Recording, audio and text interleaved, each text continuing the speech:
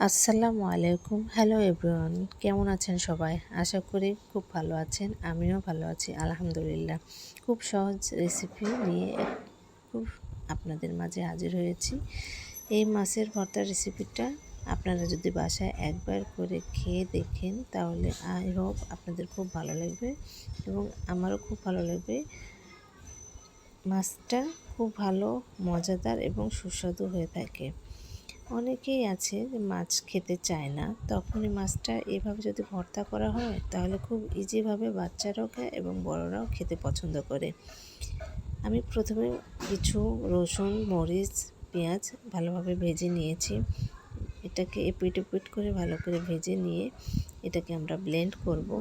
ঠিক আছে, আগে থেকে বলে রাখি, আমার ভিডিওটি যদি আপনাদের ভালো লেগে থাকে অবশ্যই সাবস্ক্রাইব করে আমার পাশে থাকবেন এবং মজার মজার ভিডিও দেখার জন্য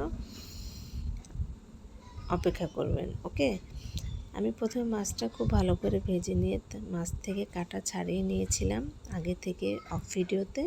হ্যাঁ, খুব ভালোভাবে কাটা ছাড়িয়ে নিতে হবে। কাটা থাকলে বাচ্চাদেরও গলায় বাঁধতে পারে, বড়দেরও বাঁধতে পারে। সো খুব ভালোভাবে কাটাটাকে বেছে নিতে হবে। ওকে, এরপর আমি একটি পাত্রে আগে থেকে ভেজে রাখা পেঁয়াজ, রসুন, মরিচগুলো দিয়েছি এবং মাছগুলো দিয়ে এটাকে খুব ভালোভাবে ব্লেন্ড করে নিব।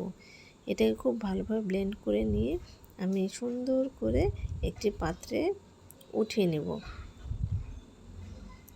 তারপর এর মধ্যে একটু সরষের তেলটা মাখিয়ে নেব। সরষের তেলটা মাখিয়ে নিলে কি ভর্তার টেস্টটা দ্বিগুণ হয়। আপনারা চেষ্টা করবেন একটু সরষের তেল মাখিয়ে নিতে। এরপর আমার দেখুন, এটা আমার ফাইনাল লুক ছিল এবং এটা গরম ভাতের সঙ্গে খেতে এত মজাদার। বিশ্বাস করেন, আপনারা যদি একবার খেয়ে দেখেন তাহলে আই হোপ খুব ভালো লাগবে। আজকের ভিডিওটা এই পর্যন্ত। আল্লাহ হাফেজ।